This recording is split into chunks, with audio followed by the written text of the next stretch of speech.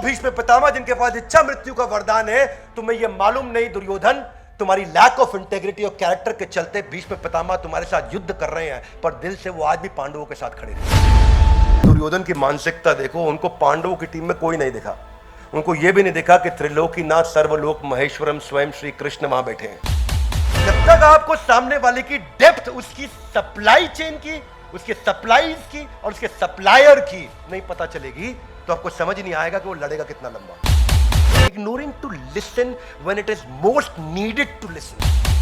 आप इतने अच्छे नहीं हो जितना अपने आप को अच्छा समझते हो, और सामने वाला इतना कमजोर नहीं है जितना आप उसको कमजोर समझते हो।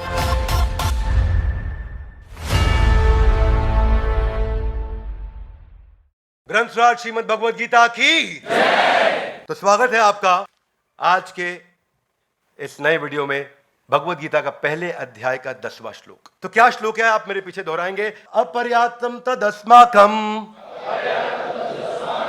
बलम भीष्माभिरक्षितम पर्याप्तम त्विदमेतेषां बलम भीमाभिरक्षितम। क्या कहते हैं यहां पे? दुर्योधन कह रहे हैं अपर्याप्तम, मेरी जो सेना की ताकत है वो क्या है? अनलिमिटेड। पर्याप्तम मतलब लिमिटेड, अपर्याप्तम मतलब अनलिमिटेड बलम। और क्यों मैं अपर्याप्तम अनलिमिटेड स्ट्रेंथ के साथ आया हूं? दुर्योधन हूं मैं, मालूम है ना किसको बोल रहे हैं? द्रोणाचार्य को। द्रोणाचार्य भी सोचते होंगे पता नहीं कैसा शिष्य पाल लिया मैंने, कहां से आ गया ऐसा शिष्य। और बता रहे अपर्याप्तम। अब युद्ध हो रहा है सामने, दुर्योधन तैयारी का टीम को इंस्ट्रक्शन देना, इंस्पायर करना, तो लगा हुआ अपनी तारीफ करने में। और क्या कह रहे हैं? कह रहे क्योंकि भीष्माभिरक्षितम, मेरे पास भीष्म पितामह है। यह बात ठीक है, क्योंकि भीष्म पितामह बहुत शक्तिशाली है। भीष्म पितामह के पास उनको सारे के सारे मिलिट्री आर्ट्स में, इकोनॉमिक आर्ट्स में, वॉरफेयर में, पॉलिटिकल साइंस में, सब में एक्सपर्ट थे। वो खुद ही एक देवता, 33 करोड़ देवताओं में से एक है वो भीष्म पितामह। और बता रहे हैं भीष्म पितामह में, क्योंकि उनके पास इच्छा मृत्यु का वरदान है। आप सबको जानकारी होनी चाहिए। और फिर सामने क्या कह रहे हैं? पर्याप्तम इदम एतेषां बलम भीमाभिरक्षितम। हमारा तो अपर्याप्तम, उनका पर्याप्तम, मतलब उनकी ताकत लिमिटेड। हाथ आगे लाई क्यों? कह रहे हैं उनके पास ले दे के खाली भीम है। दुर्योधन क्या बोल रहे हैं? उनके पास ले दे के खाली भीम है। हमारी टीम तो इतनी बड़ी, पीछे हम पिछले वीडियो में चर्चा कर चुके हैं, और इनकी टीम में देखो कोई है ही नहीं, भीम है खाली। ले दे के इन्होंने केवल भीम का नाम लिया। Let's read the translation. हमारी शक्ति अपरिमेय है और हम सबके पास पितामह द्वारा भली भांति हम संरक्षित हैं, जबकि पांडवों की शक्ति देख लो, वो तो केवल भीम है। उनको पता है भीम क्यों याद है? भीम भी ना बोलते वो श्लोक में दुर्योधन। भीम भी उनको इसलिए याद आया क्योंकि बचपन में उन्होंने भीम से खूब कुटाई खाई थी। इस चक्कर में केवल भीम याद आया उनको। अर्जुन याद नहीं आया, युधिष्ठिर याद, कोई याद नहीं। अर्जुन, अर्जुन है भाई, तुम्हें अर्जुन याद नहीं आ रहा है। वो इसलिए है क्योंकि ना जो एक्सट्रीम इमोशन होता है वो कभी भूला नहीं जाता है।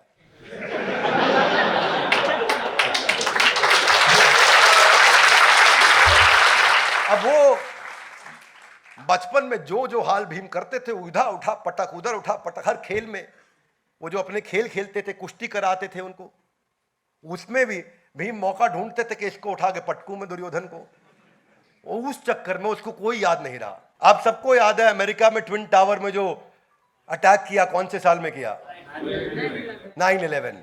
मुंबई में कब किया? 26/11। क्यों? एक्सट्रीम इमोशन है, याद रहता है। इंडिया श्रीलंका से वर्ल्ड कप क्रिकेट दूसरी बार जो फाइनल में वर्ल्ड कप जीता, कौन से साल में जीता? पहली बार कब जीता? 83। हाथ आगे लाइए। एक्सट्रीम इमोशन, एक्सट्रीम इमोशन याद रहता है। अब ये भाई साहब परसों रात को क्या खाना खाया इनको याद नहीं, किसी को याद नहीं। लेकिन आज से 10 साल पुराना, 20 साल पुराना इंसिडेंट आपको याद है। 26/11, 9/11। क्या मेरी बात समझ आ रही है? परसों आपने क्या कपड़ा पहना आपको याद नहीं, लेकिन 12 साल 20 साल पुराना इंसिडेंट किसी ने आपकी बेइज्जती करी होगी तो हर एक को याद होगा। Yes no? वही भगवद गीता में आ गया आज, वही दुर्योधन का हाल दिख रहा है। मैं भी सोच रहा था कि दुर्योधन की मानसिकता देखो, उनको पांडवों की टीम में कोई नहीं दिखा, उनको यह भी नहीं दिखा कि त्रिलोकीनाथ सर्वलोक महेश्वरम स्वयं श्री कृष्ण वहां बैठे हैं, उनको वो भी नहीं दिख रहा है। उसको खाली भीष्म पितामह अपनी साइड से दिख रहे हैं, हल्के में ले रहे हो। That's the problem with Duryodhan मानसिकता। ये जो है ना, इसको बोलते हैं playing my favourite trap, centre stage trap बोलते हैं, सेंटर स्टेज ट्रैप। ये पता है क्या ऐसे होता है सेंटर स्टेज ट्रैप? ये ऐसे होता है कि जैसे सरपंच है, सरपंच गांव में होता नहीं होता, सरपंच को 4 लोग माला ज्यादा पहना देते हैं तो उसके मन में ऐसा आ जाए कि अब तो मैं प्रधानमंत्री को हराऊंगा इलेक्शन में। तो दुर्योधन का ऐसा ही हाल था, है कि नहीं? और उनको लगा प्रधानमंत्री कोई है नहीं, खाली भीम है वहां। इसको बस भीष्म पितामह की तरफ देख के इशारे में बोल भी दिया, भीम को निपटा दो, बाकी सबको मैं देख लूंगा। आज भी उसको भीम का डर है, उसको पता है इसको नहीं छेड़ पाऊंगा मैं। इसीलिए कोई आदमी घबराहट में एक ही का नाम लिया ना, टेंशन में नाम एक ही का निकला, किसी और का निकल नहीं रहा नाम। This is called Waterloo trap and this is how we miss out. ये क्या इमोशन पे चल रहा है, वो मिस्ड आउट, इतना ऑक्यूपाइड है वो अपने ग्लोरिफिकेशन में कि कंपटीशन को एसेस नहीं कर पा रहा। उसको यह समझ नहीं आया कि जो भीष्म पितामह जिनके पास इच्छा मृत्यु का वरदान है, तुम्हें यह मालूम नहीं दुर्योधन, तुम्हारी लैक ऑफ इंटेग्रिटी और कैरेक्टर के चलते भीष्म पितामह तुम्हारे साथ युद्ध कर रहे हैं, पर दिल से वो आज भी पांडवों के साथ खड़े थे। वो चाहते ही नहीं थे कभी पांडव हारे, वो चाहते थे पांडव जीते। अंदर से भीष्म पितामह हमेशा चाहते थे पांडव जीते हैं, कृष्ण को प्रणाम करते थे वो। तो ये कंपटीशन एनालिसिस करना ना कर पाना कि कंपटीशन इतने दिन में, उसको क्या लगा दुर्योधन को, हम लोग राज्य में, हम लोग सत्ता में, हम लोग पावर है, हम एस्टैब्लिशमेंट है, ये एंटी एस्टैब्लिशमेंट है, ये इनके पास पावर है नहीं, ये बहुत दिनों से वनवास के बाद आ रहे हैं लौट करके, अज्ञातवास के बाद आ रहे हैं लौट के, इनके पास क्या है? ना सेना थी, ना ताकत था, ना धन था, ना ऐश्वर्य था, ना कुछ था। ये 5 पांडव जंगल से घूमते फिरते आके थोड़ी बहुत टीम बना के खड़े हो गए, केवल भीम है। दुर्योधन ये समझ नहीं पाया कि इतने दिन में ये कितने स्ट्रैटेजिक अलायंस करके आए हैं। वो समझ नहीं पाया कि इतने दिन में ये कितने राज्यों के साथ पार्टनरशिप करके आए हैं। वो समझ नहीं पाया इतने दिन में कितनी इंटरनेशनल अलायंसेस को साथ में लेकर के आए हैं पांडव। वो समझ नहीं पाया कि स्वयं श्री कृष्ण ने वहां पे जो उसने खुद बहुत बड़ी गलती करी, जब कृष्ण अपने शयन कक्ष में आराम कर रहे थे और यह डिसीजन होना था कि कृष्ण किसकी तरफ होंगे, तो दुर्योधन पहले वहां पहुंचे, थोड़ी देर उनके चरणों के पास बैठे रहे और सोचे मैं राजा तो मैं हूं, क्यों चरणों पे बैठूंगा, सर के पास चले गए। इतने में अर्जुन बाद में आए और दोनों वेट करे कि भगवान की नींद खुले तो उनसे बात करे। भगवान की नींद खुली तो भगवान ने पहले अर्जुन को देखा, सामने मेरे चरणों में बैठा है। दुर्योधन ने कहा पहले मैं आया हूं, बात पहले मैं करूंगा। बोले आप पहले आए हो, लेकिन अहंकार के चलते आप आके मेरे सर के पीछे बैठ गए, वो मेरे चरणों में बैठा है, तो पहले बात करने का अवसर अर्जुन को दिया जाएगा। अर्जुन बताओ तुम्हें क्या चाहिए? तुम्हें मेरी नारायणी सेना चाहिए या मेरा मॉरल सपोर्ट चाहिए? दुर्योधन टेंशन में, वो बहुत टेंशन में, ये नारायणी सेना ले गया तो मेरा गेम ओवर ना हो जाए। ले दे के पांडवों के पास तो कृष्ण की सेना आनी थी और कुछ था नहीं। उसका कंपटीशन एनालिसिस इतना कमजोर। क्या होता है, स्टार्टअप आता है, सोचता है बाजार में मैं भी यूनिकॉर्न हो जाऊंगा, अभी रातों रात यूनिकॉर्न हो जाए। क्या बात कर रहे हैं, ऐसे फंडिंग आ रही है, बाहर ही तो खड़ा चेक लेकर के ये सोच करके जो है अपना कूद जाते हैं बाजार में। देखते नहीं, प्रोडक्ट को समझते नहीं, मार्केट की प्रॉब्लम को समझते नहीं, कंपटीशन को समझते नहीं, और अपना सेल्फ ग्लोरिफिकेशन में आ गए और ये समझाने में लगे कि मैं कितना इंटेलिजेंट प्रोडक्ट लेकर के आऊं, मेरा आइडिया स्टार्टअप का देखो। और वही दुर्योधन ने वहां पे टेंशन में आ गया, अर्जुन मांग लेगा। तो जब पूछा भगवान ने क्या चाहिए अर्जुन तुमको, तो उन्होंने कहा कि भगवान मुझे नारायणी सेना नहीं चाहिए, मुझे स्वयं नारायण चाहिए। मुझे नारायणी सेना नहीं चाहिए, मुझे स्वयं नारायण चाहिए। उधर से दुर्योधन मंद मंद मुस्कुरा रहा, बहुत बेवकूफ निकला ये है, इतना मंद बुद्धि होगा अर्जुन मुझे मालूम नहीं था। तो यहां दुर्योधन चेक भी कर लिया, भगवान आप क्या करोगे इनकी तरफ से, आप तो मॉरल सपोर्ट दे रहे हो। तो उन्होंने कहा हाँ अर्जुन ध्यान रखना, मैं युद्ध में पार्टिसिपेट नहीं करूंगा, मैं खाली बैठूंगा, कोई गाइडेंस चाहिए हो तो ले लेना। कहो वो ज्यादा से ज्यादा तुम्हारा ड्राइवर बन जाऊंगा, इससे ज्यादा कुछ नहीं करूंगा, युद्ध नहीं करने वाला मैं।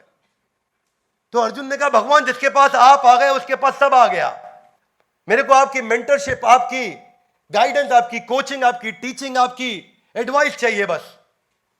आपकी शक्ति आ जाए तो सब हो जाएगा। दुर्योधन को एक्चुअली लग रहा था कि जब भगवान ये बात बोल रहे हैं ना कि भाई मैं युद्ध नहीं करूंगा, अर्जुन दोबारा कंसीडर कर लो अपने डिसीजन को, मैं केवल तुम्हारे साथ रहूंगा, एडवाइस दूंगा, युद्ध नहीं कर। तो दुर्योधन दोबारा टेंशन में आ गया, भाई अर्जुन डिसीजन ना बदल दे कहीं।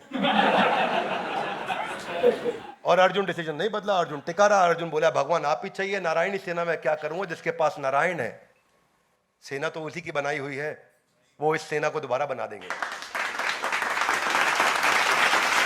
दुर्योधन के साथ दुर्योधन एकदम खुश छलांग मारा। दुर्योधन ने बोला अब तो भाई देखो बची कची कृष्ण की सेना उनको मिलनी थी, वो भी हमारे पास आ गई। तो we are living in a society of limited self reflection.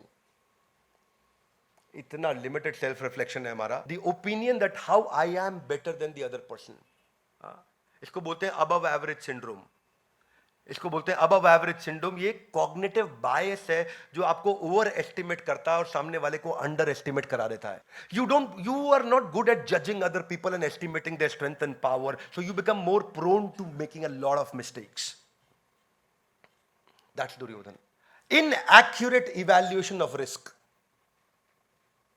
वो रिस्क को इवैल्यूएट नहीं कर पाया दुर्योधन कि सामने वाले क्या क्या तैयारी करके बैठे हैं। वो अपनी टीम की तारीफ कर रहा है और ये अंडर एस्टिमेशन जो था इसने फंसा, क्योंकि अभी तक केवल अपनी तारीफ कर रहा था, अब यहां ये भी बता दिया कि सामने वालों में तो केवल भीम बैठा, वहां कोई है ही नहीं। यही कारण है every second business is failing in first 5 years। Hey guys, one more time, every second business in India is failing in first 5 years। पहले 5 साल में हर दूसरा बिजनेस जाके खत्म हो जाता है, यानी कि 50% बिजनेस पहले 5 साल में खत्म हो रहे हैं। जबकि पुराना डेटा क्या है 2016 का कि 90% बिजनेस हर 5 साल में खत्म हो जाते हैं। और वो क्यों है? क्योंकि आप राइवल्स को नहीं समझ रहे और कंज्यूमर को नहीं समझ रहे। देखिए ये एनालिसिस कैसे होता है। एक तो होता है इररेगुलर एनालिसिस। आप रेगुलरली नहीं एनालिसिस कर रहे हैं कि इतने दिन में अपने गुप्तचर भेज के देखे कि पांडु के पुत्र क्या क्या करके आए हैं। You should have send your team कि पिछले 1 साल में पांडु के पुत्रों ने किया कि आप तो लाक्षा ग्रह में लगे। आपको इंटेलिजेंस नहीं, या फिर टू नैरो एनालिसिस और too wide analysis. Too narrow analysis मतलब अपनी तारीफ करते जा रहे हैं, और टू वाइड एनालिसिस मतलब आप एक्चुअली एसेंसी मिस कर गए। इतना दूर से इतना बड़ा बड़ा, इतना दूर से इतना हेलीकॉप्टर व्यू देखा कि आपको एक्चुअली समझ ही नहीं आया कि हुआ क्या, पीछे टीम कितनी है और कितनी डेप्थ है और कितनी विड्थ है और क्या वाइड असॉर्टमेंट है कि डीप असॉर्टमेंट है कि स्क्रैम्बल्ड असॉर्टमेंट है, आपको समझ ही नहीं आया। ये सारे डेंजरस है। आपको ये पता नहीं कि सामने वाली टीम की लिक्विडिटी क्या है, उसकी प्रॉफिटेबिलिटी क्या है, वो कितना कैश रख के बैठा है कंपटीशन। जब जियो आया था बाजार में, इतना कैश लेकर के आया था कि सबका गेम ओवर किया उसने। आपको राइवल को समझना चाहिए कि एयरटेल इतनी बड़ी स्ट्रेंथ से केवल एयरटेल बचा, बाकी सबका मर्जर डीमर्जर और सबका गेम ओवर हो गया। आप जानते हैं जियो का सारा एक्सपीरियंस, कितने लोग तेजी से जियो पर स्विच किए। जब तक आपको सामने वाले की डेप्थ, उसकी सप्लाई चेन की, उसके सप्लाईज की और उसके सप्लायर की नहीं पता चलेगी, तो आपको समझ नहीं आएगा कि वो लड़ेगा कितना लंबा। सप्लाई और सप्लायर्स, कितनी सप्लाईज है और कितने सप्लायर्स हैं, यानी कि आज पांडवों की सेना में कितना एम्यूनेशन और कितनी टीम है और कितने लोग पीछे से आ रहे हैं जो सप्लाई देते चले जाएंगे। चाणक्य पंडित ने धनानंद को समाप्त करने के बाद या उसी दौरान चंद्रगुप्त मौर्य के साथ में मिलकर सिकंदर की टीम को उसकी सप्लाई काट के खत्म किया था।